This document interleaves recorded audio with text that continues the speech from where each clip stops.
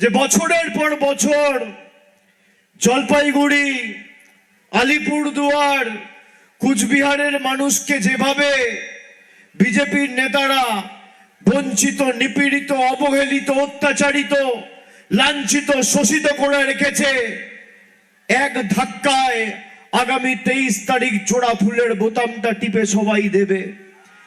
আমি প্রথমেই আপনাদের এই জলপাইগুড়ি বিধানসভার তৃণমূলের প্রার্থীর পরিচিতি নতুন করে বলার কোনো অবকাশ নেই। আপনারা এখানকার প্রার্থীকে দীর্ঘদিন ধরে চেনেন। জলপাইগুড়ি জেলা এসসি ওবিসি সেলের দলের সভাপতি, প্রাক্তন জেলা যুব সভাপতি, এমনকি নিজের বাড়িতে অভাবী মানুষের জন্য সারা বছর বিনামূল্যে খাবারের ক্যান্টিন চালান। দুস্থ মহিলা, শিশু এবং প্রবীণ নাগরিকদের আশ্রয়ের ব্যবস্থা করেন নিজের সীমাবদ্ধ সামর্থ্য অনুযায়ী। অন্যদিকে যে বিজেপির প্রার্থী, তাকে ফোন তো দূরের কথা, সে সারাদিন ঠিক অবস্থাতেই থাকে না। তিনি অর্ধেক সময় নেশাগ্রস্ত অবস্থায় পড়ে থাকেন। যদিও আমি কাউকে ব্যক্তিগত আক্রমণ করি না, তবে তিনি মদ্যপানে আসক্ত এবং তার এটা একটা চারিত্রিক সীমাবদ্ধতা বলতে পারেন, চরিত্রিক সীমাবদ্ধতা। এর পাশাপাশি মহিলাদের উপর অসম্মানজনক কথাবার্তা এবং আচরণও তার রয়েছে, যেটা সর্বজন বিদিত। এবং এমন একটা দলের প্রতিনিধিত্ব করছেন, ভারতীয় জনতা পার্টি, যেটা রাজবংশী সম্প্রদায়ের মানুষকে বারে বারে হতাশ করেছেন। ভাষা স্বীকৃতি, জমির অধিকার এবং চা শ্রমিকদের কল্যাণী প্রতিশ্রুতি দিয়েও কোনো প্রতিশ্রুতি পালন করেনি। এমন একটা দলের প্রতিনিধিত্ব করছেন যারা গরিব মানুষের 100 দিনের টাকা, আবাসের টাকা, জলের টাকা আটকে রেখেছেন।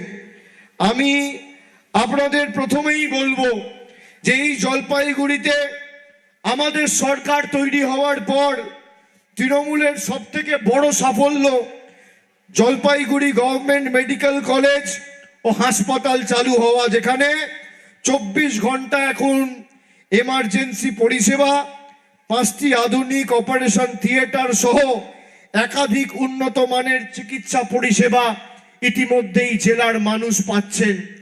হাজার হাজার মানুষ উপকৃত হচ্ছেন দৈনন্দিন ভাবে। 2021 সালে আমাদের সরকারের এখানে প্রতিনিধি জেতার পরে 2021 থেকে 26-এর মধ্যে এই জলপাইগুড়ির মাটিতে তৃণমূল সরকারের অন্যতম সাফল্য জলপাইগুড়ি সার্কিট বেঞ্চ। আজ থেকে 2 মাস 3 মাস আগে মুখ্যমন্ত্রী নিজে এসে তার উদ্বোধন করেছেন। 2014 সালের 5ই ডিসেম্বর বিশ্ব বাংলা ক্রীড়াঙ্গন, যাকে আগে জলপাইগুড়ি স্পোর্টস ভিলেজ বলা হতো, প্রায় 20 কোটি টাকা খরচা করে আন্তর্জাতিক মানের ইনডোর আউটডোর খেলাধুলার ব্যবস্থা এবং সুবিধা করা হয়েছে। করলা ও তিস্তা নদী এলাকায় বন্যা প্রতিরোধ ও বাঁধ সংস্কার ও উন্নয়নের ক্ষেত্রে একাধিক কর্মসূচি রাজ্য সরকারের তরফ থেকে গ্রহণ করা হয়েছে। সদর ব্লকের বেরুবাড়ি জিপি এলাকায় 3 কোটি টাকা বেশি খরচা করে একটি আধুনিক জলবর্জ্য ব্যবস্থাপনার প্ল্যান্টের কাজ ইতিমধ্যেই শুরু হয়েছে। আমি আপনাদের কাছে যখন এসছি, কত মহিলা এখানে লক্ষ্মীর ভান্ডার পাচ্ছেন, কতজন এখানে যুবসাথী পাচ্ছেন, তার বিস্তারিত হিসেব আমি নিয়ে এসছি। আমি আজ থেকে 6 দিন আগে যখন রাজগঞ্জে এসছিলাম, আমি চ্যালেঞ্জ করেছিলাম বিজেপি নেতাদের, কর্মীদের, যে আমি যেই তথ্যগুলো এখানে উপস্থাপিত করে যাচ্ছি, কুচবিহারে প্রধানমন্ত্রীর আসার কথা 4 দিন পরে, অর্থাৎ 1 তারিখ এসছিলাম, প্রধানমন্ত্রী এসছিলেন 5ই এপ্রিল। যদি আমাদের প্রশ্নের সদুত্তরে প্রধানমন্ত্রী শ্বেতপত্র প্রকাশ করে কুচবিহার, আলিপুরদুয়ার, জলপাইগুড়ির একটা গরিব মানুষে 5 বছরে 10 পয়সা বাড়ির জন্য বরাদ্দ করেছেন দেখাতে পারেন বা প্রমাণ করতে পারেন, আমি জলপাইগুড়ি, কুচবিহার, আলিপুরদুয়ারের মানুষের কাছে কোনোদিন মুখ দেখাতে আসবো না। আমি চ্যালেঞ্জ দিয়ে গেছিলাম, প্রধানমন্ত্রী এসেছে, হম্বিতম্বি করেছেন, মানুষকে আবার সকাল বিকেল মিথ্যে কথা বলার মতো মিথ্যে কথা বলে চলে গেছেন।